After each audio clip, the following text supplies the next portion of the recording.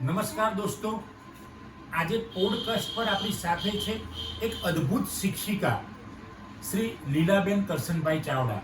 મિત્રો, ખૂબ જ સંઘર્ષ કરીને વર્ષો પહેલાં, અત્યારે તો બેન શ્રી રિટાયર થઈ ગયા છે, પણ એ જ્યારે નોકરી કરતા હતા ત્યારે દીકરીઓએ નોકરી કરવાની માત્ર એક કલ્પના હતી.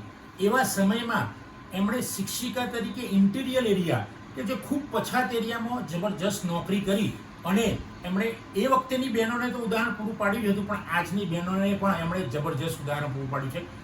નમસ્તે લીલાબેન, આપનું હાર્દિક સ્વાગત છે પોડકાસ્ટ પર.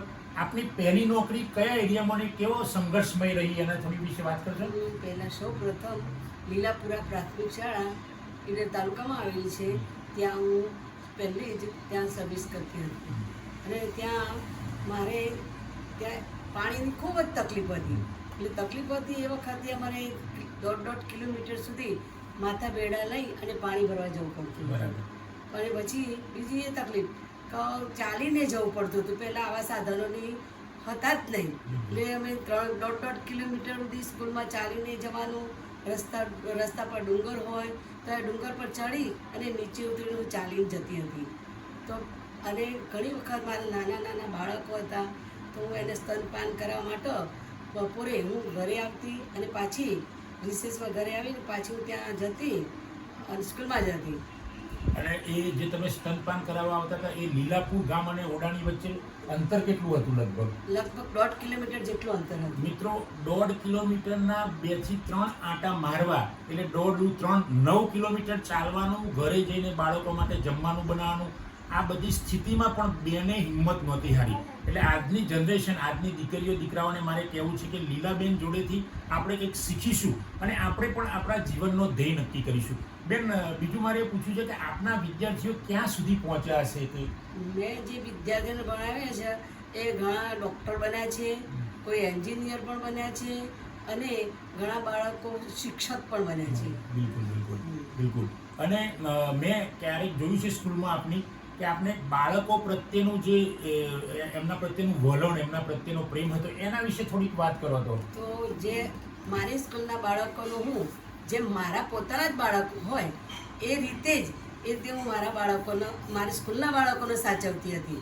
બાળકોને એવું લાગે કે હું પોતે જ માતા હોય એ રીતે લાગતું એમને.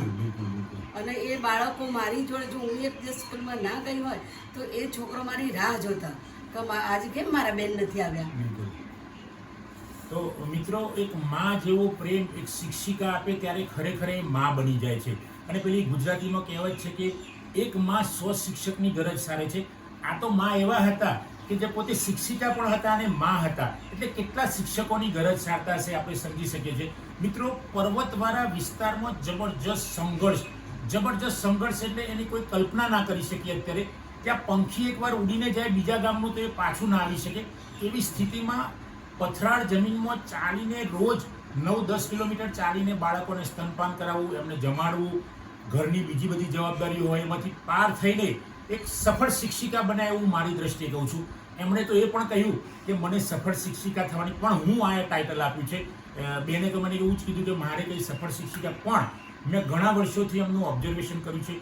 લગભગ 25-30 વર્ષથી એમનું ઓબ્ઝર્વેશન કરીને આજે મને લાગ્યું કે નહીં, બેનનો મારે પોડકાસ્ટ વિડીયો લેવો જોઈએ અને આજની દીકરીઓ અને દીકરાઓને સમજાવવું જોઈએ કે લીલાબેન જેવા ઘણા છુપા રત્નો એવા છે કે જે છુપી વસ્તીમાં છુપાયેલા છે અને છતાં પણ સમાજને કંઈક શાનમાં કહી જાય છે. તો મિત્રો, આપ પણ સમજો. લીલાબેન, આપને નવી જનરેશનને કંઈ કહેવું છે? દીકરીઓને દીકરાઓને કંઈ કહેવું હોય, આગળ ધ્યેય સર કરવા માટે કંઈ કહેવું હોય, 2 શબ્દો તમારે તો. આજની જનરેશનને એવી વાત છે કે આજના બાળકો જો ભણી, સારું ભણે, ડૉક્ટર બને, એન્જિનિયર બને, શિક્ષક બને, કોઈ સારો ઉચ્ચ મુદ્દા પર જાય એવી મારી ઈચ્છા છે. બરાબર. જો મિત્રો, બેન તો અત્યારે નિવૃત્ત થયા છે, પણ સરસ જીવન જીવે છે એમના પતિ કરશનભાઈ સાથે, અને બંને ખૂબ સરસ. એમનો પરિવાર પણ મિત્રો તમે જાઓ તો ત્યાં પણ તમને હળવા શિક્ષણનું વાતાવરણ છે, અનૌપચારિક શિક્ષણ. 2 કપલ છતાંય હસતા રહે છે, ખૂબ આનંદમાં રહે છે અને બાળકો પણ એમના બધા જ પરિવારના બાળકોને શિક્ષણ આપીને શિક્ષક બનાવે છે. તો મિત્રો, લીલાબેન જોડેથી પણ આપ કંઈ શીખો અને તમે નક્કી કરો કે જીવનમાં કંઈ અશક્ય નથી, મહેનત કરીશું તો બધું જ મળશે. જે લીલાબેન એ વખતેના વર્ષો 40-50 વર્ષ પહેલાની વાત છે કે જ્યારે સ્ત્રીને દીકરીને ભણવું એક સ્વપ્ન હતું અને સ્વપ્ન એમને સાકાર કર્યું અને ખૂબ સંઘર્ષ કરીને શિક્ષિકા બન્યા અને એમના વતનમાં માદરે વતનમાં આવીને નિવૃત્ત થયા અને નિવૃત્તિમાં હજારોની મેદની એમને વિદાય આપવા આવેલી આવી મિત્રો. એ મેં પોતે જોયેલું છે, એટલે જ બેનનો વિડીયો આજે લેવાની ઈચ્છા થઈ. મિત્રો, આપ પણ લીલાબેનમાંથી કંઈક શીખો અને ધ્યેય નક્કી કરીને ધ્યેય સુધી પહોંચવાનો પ્રયત્ન કરો. જય હિન્દ, જય ભારત.